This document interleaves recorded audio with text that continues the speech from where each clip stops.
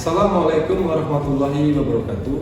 Saya Mikael Lega, salah satu dosen di program studi ilmu pemerintahan Universitas Jambi yang merupakan peserta sertifikasi dosen gelombang pertama tahun 2025. Adapun tujuan saya membuat video ini adalah untuk memenuhi penilaian pada bagian profil diri dosen atau PDD UKT PT khususnya pada bidang pengajaran. Pada video pengajaran ini, saya mengangkat mata kuliah pemerintahan desa sebagai bentuk kontribusi dalam pengembangan proses pembelajaran yang lebih efektif dan kontekstual. Mata kuliah pemerintahan desa merupakan salah satu mata kuliah wajib yang harus diampu oleh mahasiswa ilmu pemerintahan Universitas Jambi. Mata kuliah ini memiliki nilai bobot 3 SKS dan dapat ditempuh oleh mahasiswa pada semester keempat. Adapun capaian pembelajaran lulusan mata kuliah pemerintahan desa sesuai dengan kurikulum Prodi Ilmu Pemerintahan tahun 2022 adalah sebagai berikut. Yang pertama, capaian pada sikap, yaitu mahasiswa mampu menerapkan jiwa nasionalisme yang kuat dalam kehidupan bermasyarakat, berbangsa, dan bernegara. Capaian pengetahuan, mahasiswa mampu memahami konsep dasar dan perkembangan keilmuan politik dan pemerintahan pada tingkat desa, daerah, nasional, dan global. Capaian pembelajaran pada keterampilan umum, mahasiswa mampu menerapkan prinsip-prinsip entrepreneurship secara inovatif, kreatif dalam lingkup sosial maupun pemberdayaan masyarakat. Sedangkan capaian pembelajaran pada keterampilan khusus, mahasiswa diharapkan mampu menganalisis fenomena sosial dan budaya pada masyarakat lokal, nasional, dan global guna mengidentifikasi akar permasalahan serta merumuskan solusi yang inovatif dan berkelanjutan untuk menyelesaikan berbagai permasalahan sosial. Pada mata kuliah pemerintahan desa, mahasiswa diharapkan memiliki kemampuan yang pertama yaitu memahami konsep dan sejarah sistem pemerintahan desa. Mahasiswa juga diharapkan mampu memahami tentang struktur dan fungsi pemerintahan desa serta menganalisis pelaksanaan sistem pemerintahannya. Dan juga mahasiswa setelah mengikuti mata kuliah ini diharapkan mampu menganalisis permasalahan-permasalahan dan mengevaluasi pembangunan desa di sekitarnya. Pada mata kuliah ini ada beberapa materi pokok dan juga akan dikembangkan pada selama 1 semester. Yang pertama, kita akan mempelajari tentang sejarah perkembangan pemerintahan desa di Indonesia. Kita juga akan mempelajari tentang sistem pemerintahan di desa yang selama ini berlaku, dan juga kita akan mempelajari tentang konsep-konsep pembangunan di desa. Adapun sistem pembelajaran yang digunakan dalam perkuliahan ini yaitu menggunakan sistem luring ataupun sistem tatap muka, di mana dosen dan mahasiswa itu sama-sama berada di kelas. Serta metode pembelajaran yang digunakan pada mata kuliah ini yaitu yang pertama menggunakan sistem ceramah, sistem diskusi kecil, dan juga menggunakan sistem diskusi kelompok. Dan juga di akhir sesi perkuliahan kita akan membuat project based learning. Sistem penilaian pada mata kuliah ini yang meliputi yang pertama tugas dengan bobot 15%, kuis dengan bobot 5%, partisipatif dengan bobot 10%, UTS dengan bobot 10%, UAS dengan bobot 10%, serta aspek project dengan bobot 50%. Aspek project dengan bobot 50% ini berdasarkan pada buku panduan indikator kinerja utama perguruan tinggi tahun 2021.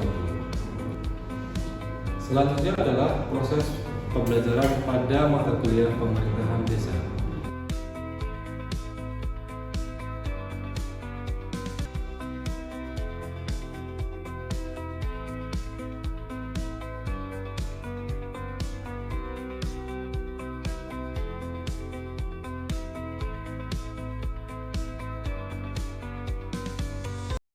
Assalamualaikum warahmatullahi wabarakatuh. Waalaikumsalam warahmatullahi wabarakatuh. Selamat siang semuanya. Ya. Bagaimana kabarnya hari ini? Alhamdulillah. Pada pertemuan kali ini kita sudah memasuki pertemuan yang ke-15, di mana Temanya kali ini adalah tentang pemetaan potensi desa. Tema kali ini merupakan tema lanjutan pada pertemuan sebelumnya yang kita membahas tentang masalah pembangunan desa. Jadi kalau kemarin kita berbicara tentang perencanaan pembangunan desa, lalu kita hari ini berbicara tentang apa yang akan kita bangun ataupun program apa yang akan kita bisa kembangkan di desa kita. Nah sebelumnya, apakah dari kalian semuanya yang berasal dari desa, ada yang berasal dari desa? Desa Selat di Kabupaten Batanghari Pak, di Kecamatan Kupayu. Coba sebutkan potensi desa di tempat kamu tinggal. Di Desa Selat Pak, biasa yang terkenal itu durian ya Pak. Biasa diolah jadi lepuk ataupun tempoyak gitu Pak. Oke, selanjutnya tadi siapa lagi? Ya. Oke, kamu dari desa mana? Saya berasal dari Desa Sungai Rengas Pak, Kabupaten Batanghari. Oke, coba sebutkan potensi desa kamu. Potensi desa saya itu Pak, hasil panen kelapa sawit Pak yang limpah. Nah, tadi adalah merupakan potensi desa dari teman kalian, ada dari durian, ada dari sawit, yang merupakan bagian dari hasil tanaman pertanian. Lalu, apakah potensi desa yang kita miliki itu hanya itu saja? Apakah benar hanya itu saja? Atau jangan-jangan kita tidak mengetahui apa saja potensi desa itu? Nah, maka kali ini kita akan mempelajari tentang apa saja sih bentuk-bentuk potensi desa itu. Saat ini kita akan mengenali jenis-jenis potensi desa yang kita miliki. Jangan-jangan kita selama ini itu sudah memiliki, tetapi kita tidak mengetahuinya. Makanya kita harus mengenali. Yang pertama, kita lihat potensi desa dari sumber daya alamnya.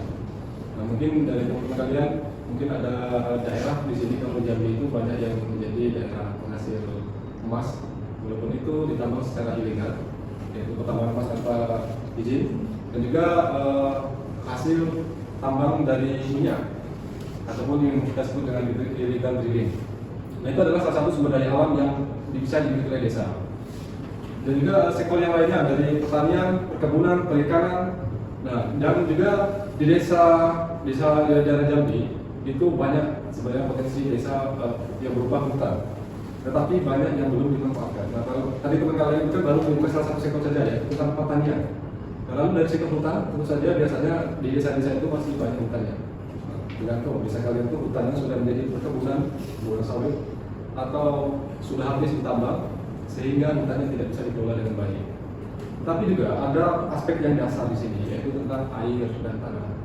Air itu bukan hanya masalah tentang air sumur saja, tapi di sini air bisa berupa sungai, danau, atau yang lainnya. Semuanya ini merupakan potensi sumber daya alam yang tentu saja yang diciptakan oleh Tuhan.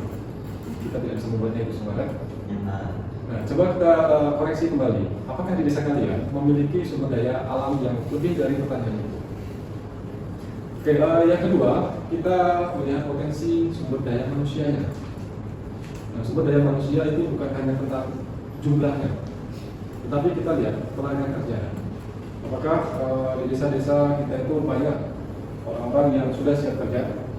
Karena ada di daerah-daerah Jawa itu, yang desanya itu banyak tenaga kerja ya, tetapi mereka tidak ada aktivitas ataupun lapangan kerjaannya, sehingga mereka harus merantau semuanya. Jadi satu desa itu isinya itu adalah hanya tentang lansia dan ibu-ibu saja.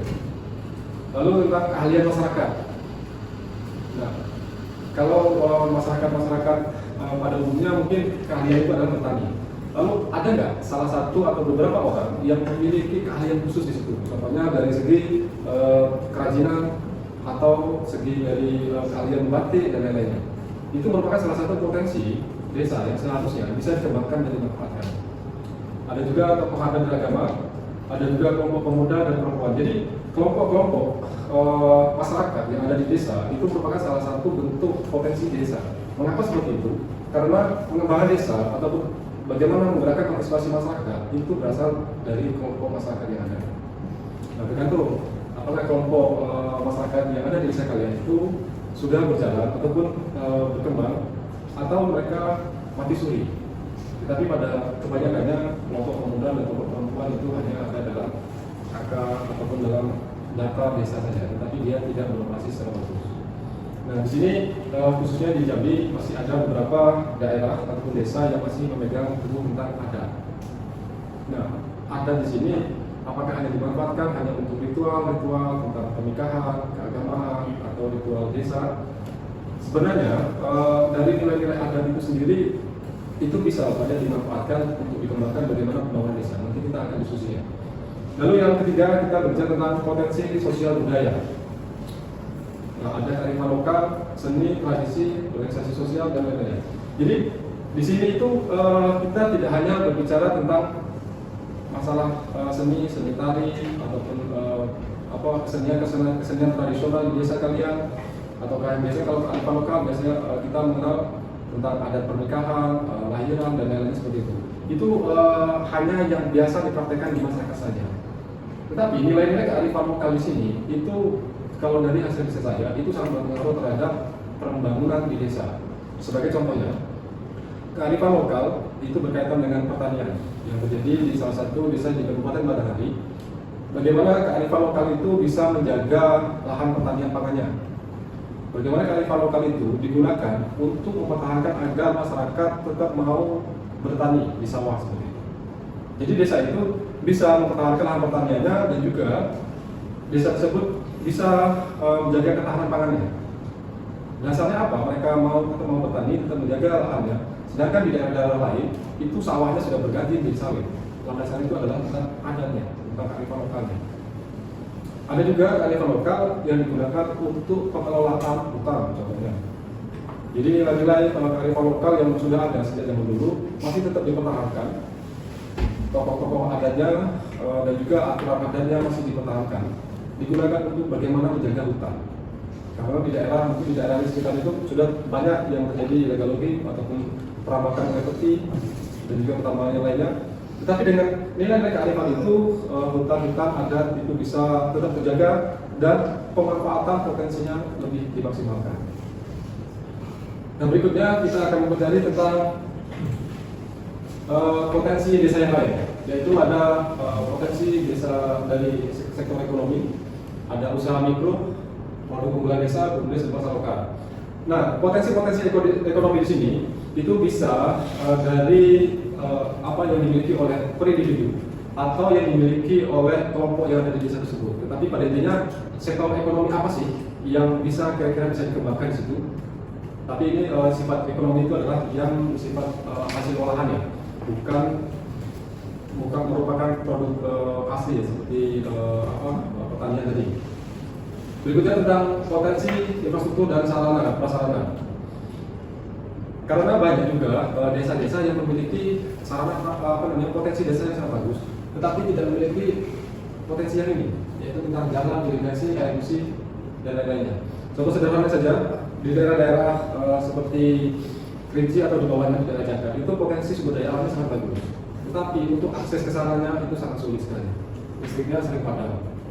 Sehingga ketika mau mengembangkan aspek pariwisata contohnya, itu mereka kesulitan karena orang mau pergi ke sana itu sangat jauh. Atau ketika kita mau mengembangkan produk-produk UMKM, tetapi kita tidak memiliki sumber daya listrik yang bagus. Mungkin di desa-desa kalian sering mati lampu ataupun listriknya tidak stabil. Nah, kalau kita menggunakan alat-alat elektronik sedangkan listrik tidak stabil, maka peralatan kita akan mudah rusak. Dan juga produk-produk UMKM yang menggunakan sumber daya listrik tentu saja tidak bisa secara maksimal beroperasi secara produksinya, karena itu tadi masalah sumber daya jadi pasaran tidak bagus. Di sini juga tentang masalah air bersih itu juga menjadi banyak problem di pedesaan. Kemudian tentang potensi kelembagaan. Dan tadi yang kita sebutkan di awal bahwa lembaga-lembaga masyarakat ataupun kelompok masyarakat yang ada di desa itu merupakan salah satu potensi yang sangat potensial yang seharusnya kita kembangkan. Makanya kalau kita belajar yang kemarin ada tentang otonomi desa, di mana otonomi itu seharusnya yang menggerakkan itu adalah dari kelembagaan masyarakat yang ada di desa. Lalu bagaimana kondisinya saat ini? Apakah lembaga-lembaga di desa itu sudah beroperasi secara tupoksinya? Apakah BPD-nya itu sudah benar-benar melakukan pengawasan terhadap kepala desanya? Apakah BUMDesnya itu sudah berjalan secara bagus atau dia hanya ada tagline BUMDesnya saja, tetapi tidak ada kegiatan sama sekali? Nah, coba kita refleksikan kembali tentang desa kalian. Apakah benar desa kalian itu hanya memiliki potensi dari sektor pertanian saja? Nah, coba kita lihat dari sektor-sektor lain. Nah, setelah kita mengenali jenis-jenis potensi desa, yang tadi kalau teman-teman hanya mengetahui tentang dari segi pertanyaan saja, nah, coba sebutkan potensi desa yang selain dari pertanian, ada nggak? Coba siapa? Ya.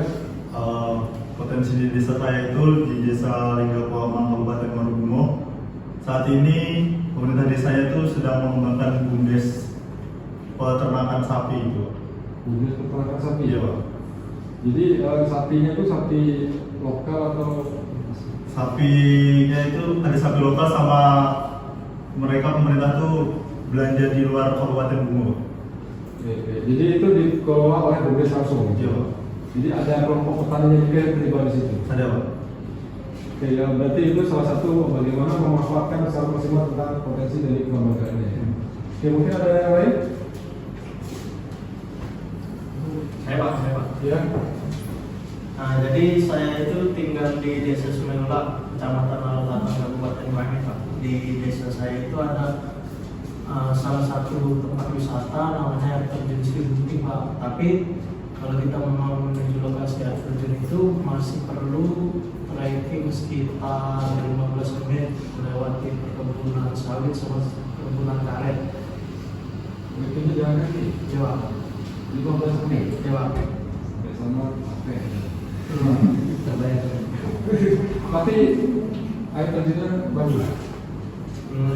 Untuk hitungan air terjun yang jaraknya sekitar 30 menit dari beberapa kabupaten, bagus Pak. Apakah selama ini banyak pengunjung yang di sana? Tidak Pak. Tidak. Karena pengelolaannya tidak bagus atau? Tidak bagus Pak. Jadi ada pengelolaannya dari desa? Tidak Pak. Jadi orang itu datang aja gitu? Ya, lebih tepatnya orang yang tahu air terjun itu tahu dari mulut aja Pak. Berarti intinya ada potensi air terjun tadi Ya, Pak. yang seharusnya bisa dimanfaatkan, tapi belum dikelola oleh desa. Betul Pak. Jadi apakah selama ini desa kamu ada tentang pengembangan dari sektor ekonomi yang lainnya? Sejauh yang saya tahu di mana Pak? Oke, nah tadi itu merupakan salah satu bentuk ataupun contoh bagaimana desa itu belum bisa memanfaatkan secara maksimal potensi yang dimilikinya. Atau jangan-jangan desa itu tidak mengetahui potensi apa yang dimilikinya. Karena selama ini banyak hal yang melakukan hal seperti itu. Dia tidak mengetahui apa sih yang bisa dikelola oleh desanya, apa yang bisa dikembangkan, yang seharusnya bisa dimaksimalkan untuk kemaslahatan masyarakatnya. Nah, setelah kita mengetahui apa saja jenis-jenis pemetaan potensi desanya, kita coba mempelajari tentang metode pemetaan potensi desa. Dan ini merupakan tahapan yang ataupun hal yang sangat penting dalam pemerintahan desa. Di mana sebagian besar saat ini pemerintahan desa itu dia yang seharusnya partisipatif ataupun keterlibatan aktif masyarakatnya. Pada praktiknya biasanya masyarakat itu nggak tahu kegiatan desanya itu apa sih. Nah itu menjadi salah satu bagaimana pemerintah desa itu kurang berkomunikasi secara aktif kepada masyarakatnya. Lalu apa hubungannya dengan pemetaan potensi desa? Karena dalam pemetaan potensi desa yang salah satunya yaitu harus ada partisipasi dari masyarakatnya, partisipasi aktif. Bagaimana pemerintah desa mengetahui skill-skill yang dimiliki oleh masyarakatnya? Tentu saja tidak seluruh masyarakat harus kita ketahui atau kita tanyakan. Tetapi setidaknya kan apabila pemerintah desa bisa berkomunikasi baik dengan masyarakat, tentu saja mereka mengetahui masyarakatnya itu ada salah satu atau duanya memiliki skill secara individu tentang hal, tentang kesenian, tentang apa gitu. Itu yang seharusnya bisa dimanfaatkan atau bisa dikembangkan oleh masyarakat, oleh pemerintah desanya.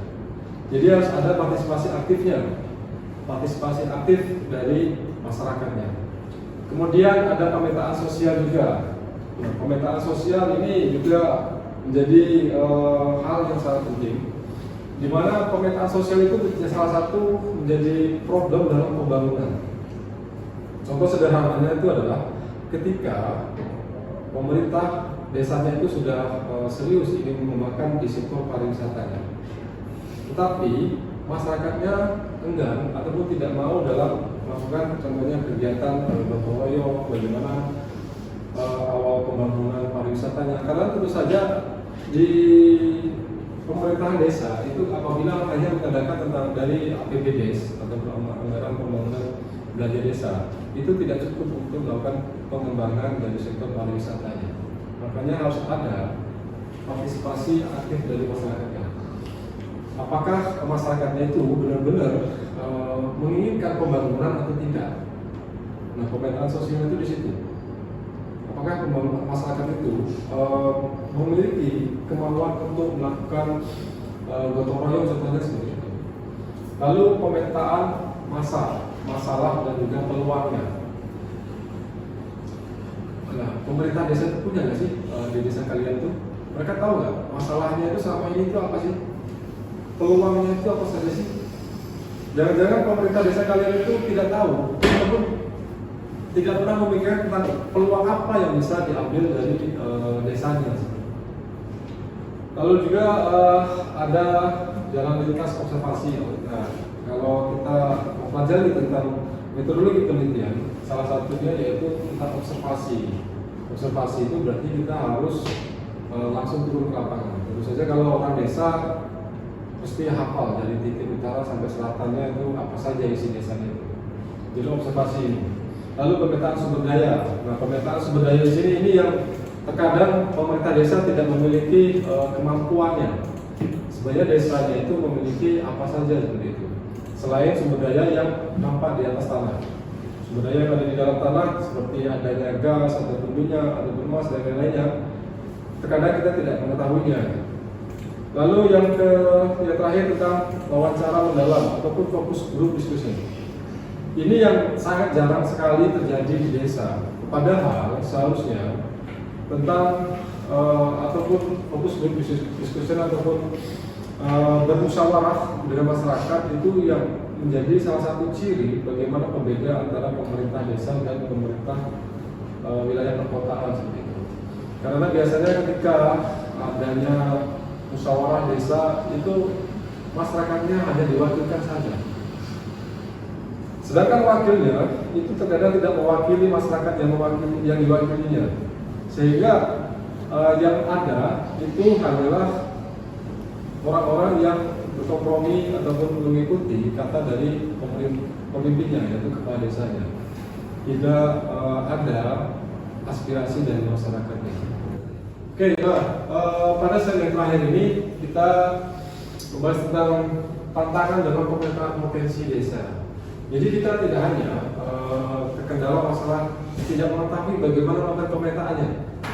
Lalu apa setelah pemetaan itu dilakukan?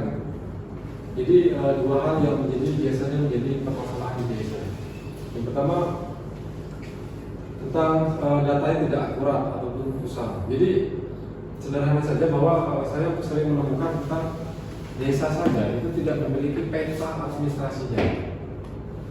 Jadi pemerintah desa aja nggak memiliki peta administrasinya, lalu apa yang terbarukan ini?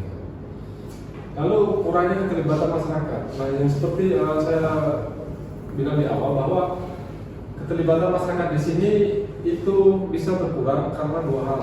Yang pertama, memang pemerintahnya tidak melibatkan masyarakat. Ada juga ketika pemerintah ini melibatkan masyarakat, tapi masyarakatnya yang tidak mau. Nah, ini tergantung. Makanya tadi dibutuhkan adanya pemetaan sosial. Apa yang sebenarnya terjadi di masyarakat itu? Hal mana sih yang membuat keterlibatan masyarakat itu berkurang ataupun sangat minim? Lalu yang ketiga, minimnya kapasitas aparatur desa. Ini belum masuk ke dalam masalah dalam analisisnya. Saya beberapa kali menemukan bahwa aparatur desa itu yang bisa mengetik saja itu hanya beberapa bagian saja. Ada yang desanya kondisinya seperti itu. Nah, berarti itu merupakan sangat problematika. Bagaimana desa itu bisa berkembang atau maju ketika aparatur desanya itu dari kualitas sumber daya manusianya itu masih minim. Yang berikutnya tentang hambatan komunikasi dan budaya lokal. Nah, ini juga banyak menjadi problem ketika contoh sederhananya adalah bagaimana pemerintah desa ingin melakukan pengembangan tentang sektor tertentu, tetapi itu bertentangan dengan budaya lokalnya.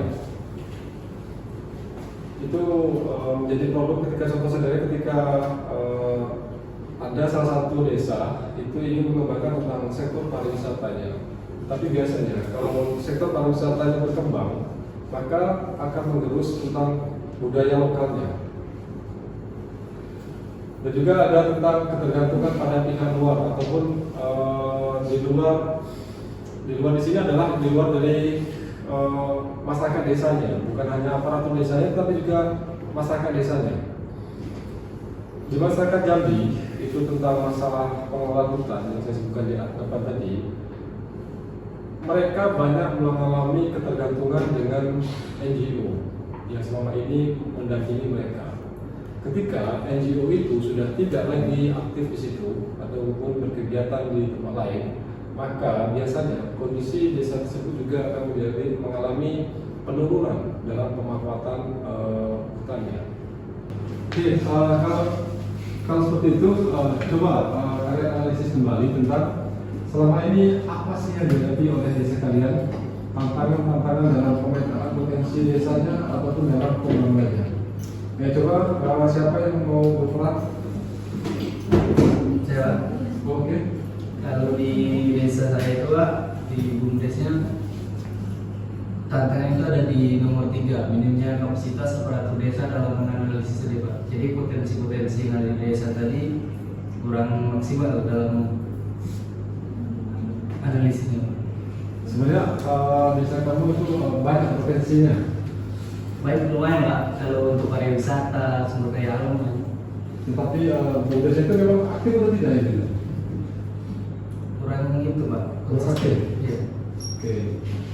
Jadi mungkin apakah mereka tidak tahu atau tidak mau, itu pilihannya cuma dua itu. Iya. Oke. Mungkin yang lain? Apa? Ya. Mungkin kurangnya keterlibatan masyarakat sih Pak. Kenapa masyarakat tidak terlibat? Karena di desa saya pihak aparatur desa itu kurang melibatkan masyarakat untuk beberapa kegiatannya. Jadi kalau program-program di pemerintah desa, apakah masyarakat yang tidak dilibatkan secara langsung? Kurang Pak. Begitu yang aparatur desa hanya berdiskusi dalam Aparatur desanya ya, tidak melibatkan masyarakat. Gitu Pak. Jadi ketika musyawarah desa ataupun menjalankan program desa itu yang terlibat aktif hanya aparatur desanya gitu. Masyarakat tidak ikut dilibatkan. Atau jangan-jangan masyarakat yang tidak mau? Kayaknya aparatur desanya Pak. Aparatur desanya. Dua-duanya. Nah, tentu saja ini apa? Setiap desa memiliki kriterianya masing-masing ataupun memiliki kendalanya masing-masing. Tapi itulah salah satu yang diharapkan hasil dari kuliah ini adalah bagaimana ketika kalian sudah selesai kuliah, maka kalian bisa melakukan pemetaan potensi desa dan juga bisa membuat perencanaan pembangunan ataupun pengembangan dari potensi yang bisa kalian miliki. Nah, itulah realitas dari pemerintah desa saat ini. Jadi kondisi desa kita seperti itu. Jadi kalian semuanya, terutama yang mahasiswa ilmu pemerintahan, setelah lulus nanti diharapkan kalian ketika sudah pulang kampung, maka kalian bisa melakukan pemetaan potensi desa ini dengan baik dan juga mengembangkan potensi desa yang kalian miliki dan juga memaksimalkan untuk kesejahteraan masyarakat desa kalian. Itulah sekilas cara saya mengajar dalam mata kuliah pemerintahan desa. Saya berharap video ini dapat memberikan gambaran mengenai pendekatan pembelajaran yang saya terapkan pada setiap mata kuliah. Terima kasih atas kesempatan dan perhatiannya. Wassalamualaikum warahmatullahi wabarakatuh.